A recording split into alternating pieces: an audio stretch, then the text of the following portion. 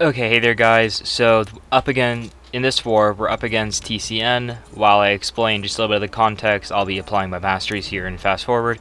So this is now the second to last, or third to last, it's whatever you want to call it. It's one of the last wars of the season, and it's a very, very big one. TCN is technically our biggest competition at this point.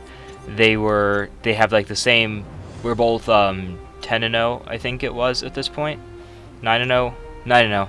This is the 10th war, and we only had 4 less deaths than them. So going into this war, we both knew we really had to play well. And right at the start, TCN actually have a double KO, and so we're freaking out. We're like, we have to play clean. We have to finish this up. So everyone has big boosts on for this war. Even I have a 30% going for this war. That's how we're taking this war pretty much, right? I even decided I'll put on the 30% for this. So for this surfer here, I noticed this in today's war as well. I feel like I was doing very little damage against a surfer. So fortunately he doesn't have his Fury and he's not unblockable there, so I can just easily block that SP2 of his. And my SP2 is giving me back a fair bit of power. This one crits a little bit more, so it gets me back a lot of extra power. And again, kind of like with the last war with Apocalypse, I just can't dex into my specials. That's all I have to watch out for, and it's fairly simple. Yeah, I felt like my damage was a little bit low there on that first SP2. The fact that it didn't get me back over 2 bars of power, considering I had suicides pretty close to max boosts and a rank 3 Apocalypse and 200% power back boost, 12% damage boost. So I don't know, I felt like that was a bit weird. On this fight, there's actually one extra thing I want to watch out for. Right, with Apocalypse, you can use your heavies to reapply your debuffs, which typically in war you don't have to do that for a path fight. Maybe for mini bosses you might have to, and especially considering Claire has a fairly small health pool. But because she's in her bleed phase, I don't really want to try to reapply my debuffs with my heavies, because that will apply the bleed and give her extra power. But as you see, I don't really need to worry about that, just because my damage goes a little bit nuts, and the first hit of the second SP2 kills. So as I was saying, this war is very, very big for us. We know a lot of the guys in TCN now, or not a lot, we know some of the guys in TCN now. They're pretty cool, but this is a very, very intense war from both sides. Everyone knew we had to take this serious.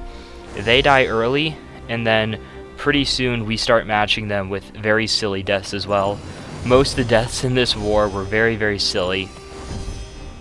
Like, one of our guys has something that I've literally had, like, oh my gosh, what if this happens? I'd probably, like, die. This is a literal nightmare of mine. Is, like, while fighting, he dropped his phone. Just stuff like that happened in this war. That kind of summarizes it, I feel like, for this war. So for this Null, it's high sig, but the debuffs don't really matter here, except for the fact that it lowers it has a bunch of despair, so it lowers my healing, and it lowers my combat power rate. Right there, it didn't let me dex away from him. His sword kind of like stuck back out and got back into me. I'm not sure exactly why, but that's kind of what happened there, which was a little bit unfortunate. It cost me a bit of extra damage, but I don't care about using an extra potion or 2 here. I didn't eat a special attack or something and die. So here, I was staring at my phone for a while, waiting for the guy to join, because we were coordinating it on WhatsApp, and then I was waiting there and he hadn't joined, so I was like, okay, I'll join when I see you fighting, because his fight's gonna take longer. And right as I say that, he had joined his fight, so I'm like, oh, what the heck? Come on, Zap. Yeah, it was like right before, I was like, come on, I'd been sitting here like a minute or two, so I said that. But yeah, so this war is pretty goofy on the deaths, if I'm being honest with you guys, but it was a very, very fun war. These types of wars are always super good. It's at the very end of the season, and if we won this war, it pretty much would lock in first. It wouldn't guarantee first, but it would practically lock it in, if that makes sense. So we really wanted to win this. Everyone was trying very, very hard. Yeah, so I have Nimrod for Magneto here. As you see, my gray boosts are running very low, to my officer's dismay. He's definitely not very mad in my DMs every single day about this. So for this Magneto here, I really just want to build up as many armors as I can while doing this, because of the way Magneto's ability works. While Nimrod hunts mutants and his passive shocks do full damage against Magneto because they're not debuffs, which is very, very nice, he turns around the class advantage, so it's like Nimrod fighting a Cosmic. So your SP2 does a little bit less than I'd like it to do. So that's why I was parrying extremely frequently there to build up my armors so my special would do even more. I was able to get to, I think it was 12 armors for that. And see, I needed him to give me that 1 energy, and I wanted to carry the gray boost into both fights. So thank you so much, Zap, for the energy. I've been getting so much help with energy this season, I feel like.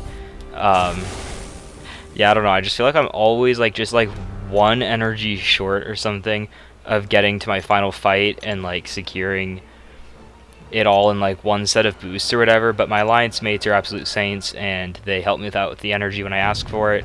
Can't ask for a better team there. So this Nick Fury, I think I've done this Nick Fury before, I'm not entirely sure, but it's a pretty straightforward fight. I want to build towards SP2, and when I'm about 1 3/4 bar power, or at 2 bars of power, I want to parry, hit him, and then go for a backdraft. So right here, I'm going to go for the backdraft, he doesn't go in. And I really didn't want to use my stun there, but I'm able to land the like open and play light intercept, which is pretty nice. It gives me a very, very good opening. Gets me the Fury, which applies the deep, which gets me a lot of damage because extra attack rating with someone with prowess is always so busted. So he actually gets his protection back here, and this is where the fight is going to enter its little sticky area. I'm trying to bait this out. I finally get it out of him, and I go in. And because it's a medium, it gives me a fair bit of power. So now I really want to get this intercept off so I can throw my SP2, take him out of LMD, and then get back up to an SP2 during that. So right here, I finally land another intercept, but I don't go for the light, so that way I don't push to SP3.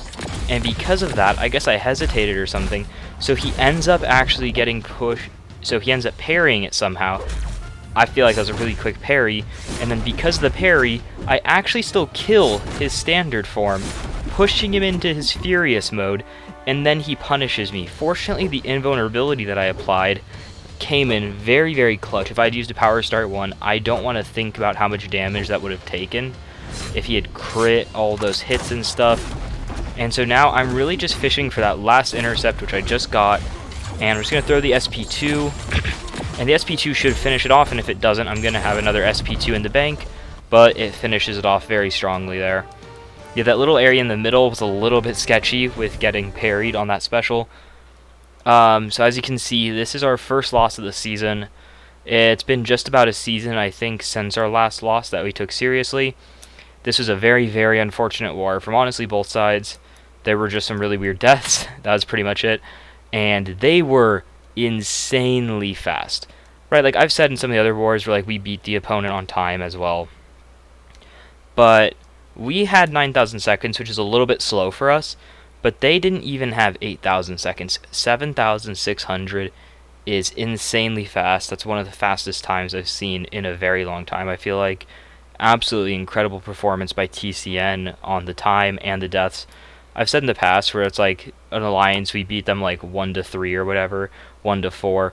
4 can beat most alliances like this, right? TCN, GT40 are probably going to be like 1-2 this season. 4 deaths can get you the win. They were very, very good, so absolute props to TCN. GG to them. I hope they have a great end of the season. I hope you guys have a great end of the season as well too. And I'll be seeing you guys soon. Bye.